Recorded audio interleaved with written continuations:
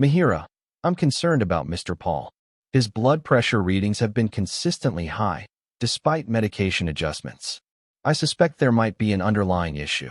I want to schedule a follow-up in 2 weeks to reassess and consider additional tests.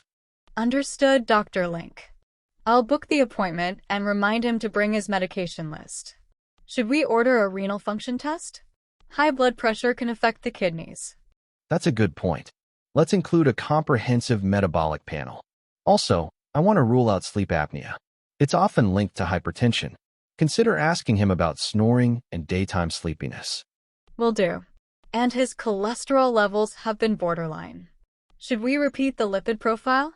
Yes, Mihira, let's include that in the panel. It's important to monitor his overall cardiovascular health. We need to get a clear picture of what's causing these elevated readings.